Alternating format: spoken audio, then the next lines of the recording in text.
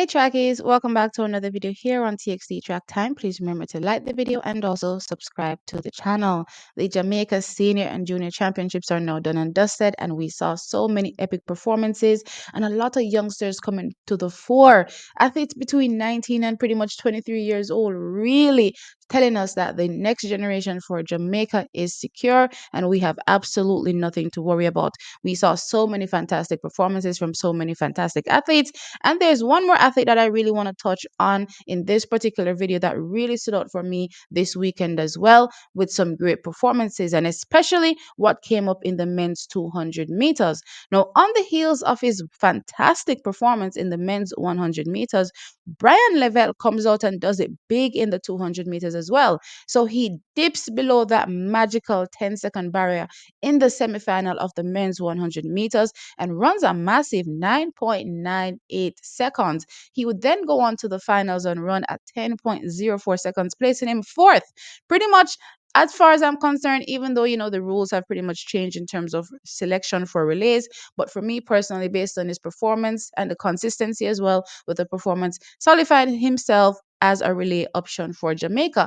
But it did not stop there for Bryan Levell, because as I said, he went on to the 200 meters and also did it epically there as well.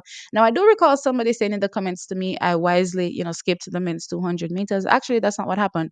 I was not in office, didn't get to watch the races, and based on the results, I didn't think I was able to give a true opinion as it relates to my thoughts, what I thought would happen in the final. So I said, okay, you know what? Let me not do a video on it and just give you dry, results. And I'm glad I actually chose not to comment on it, because I don't think I would have been able to do the athletes justice, to be fair.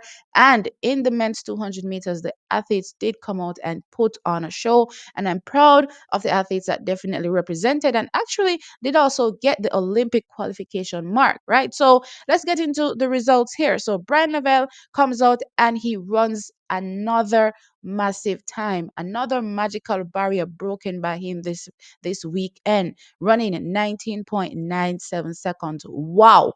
When I tell you, he left me floored, absolutely floored and completely impressed in this performance. 19.97 seconds to below 20 seconds for the first time.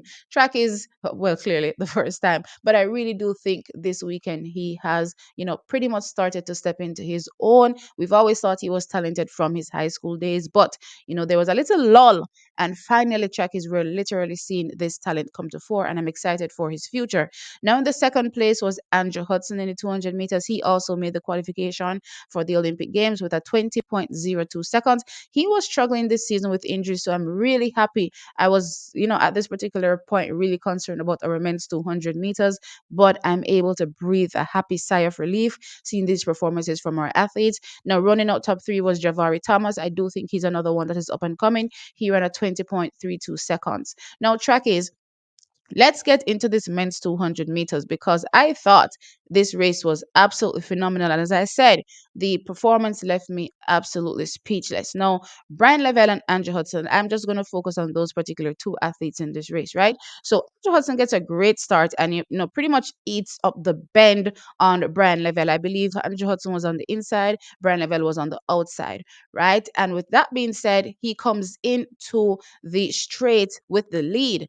But in that final 50, I don't know if Bryan Levell grew wings and started to fly, but he literally track his ate up that final 50 and was able to go away with the win, running in 19.97 seconds. No, this doesn't really come as a surprise, because we know that Bryan Levell is coming from the actual longer distance, the 400 meters.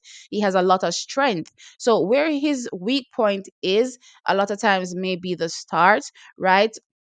But we do know that he's very, very strong. And I loved his post race interview where he talked about he wasn't really concerned about the finish of the race, because he knew he had the strength, right? So it was pretty much him working the bend, which was always his trouble area. He said he didn't really execute the bend he was supposed to, but track is, it was still good enough, because guess what? This led to a sub 20. And between now and the Olympic Games, I'm sure they'll be tightening things up, and we will be definitely seeing a better version of Bryan Levell at the Olympic Games. And I'm so excited to see what he will be able to come with. Now, interestingly, his coach is Shanieke Osbourne. So I'm sure you all remember the drama that went down with Shanieke Osbourne and Elaine Thompson Hera. I won't really go back into that, but what I want to say, at this particular moment is I remember back then, her coaching credentials were really put into question as relates to how good she really was. Well, I always thought she was really good considering how, quickly she was able to get Elaine Thompson Hera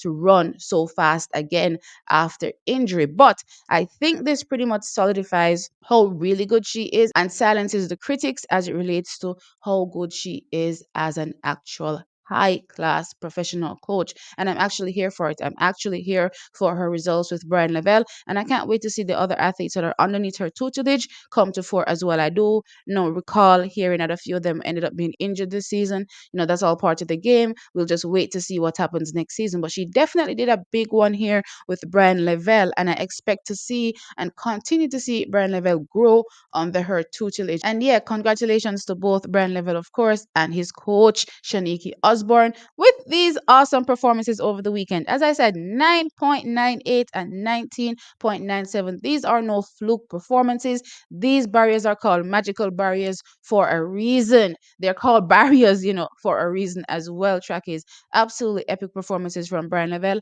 and I'm definitely looking forward to seeing further, much more from him in the future as well. Now, I just want to wrap up the women's 200 meters in one fell swoop as well. So, the results of the women's 200 meters, I don't think were in question, but let's go over it anyway. So, going into the race, I actually called Shericka, Lani, and Nisha Berger for 1, 2, 3, and it actually did end up that way specifically. Shericka Jackson walks away with the win with a 22.29 seconds. Lani was second with a 22.34 seconds, and Nisha Berger was third with a 22.39 seconds. How the race went? Well, Shericka Jackson pretty much ran a controlled race from start to finish, not doing too much. Actually, I was quite impressed, listening to her interview where she was like, okay, all she needed to do was place in top three, so she just ran fast enough. It was just interesting that with her controlled run, nobody was able to even get past her.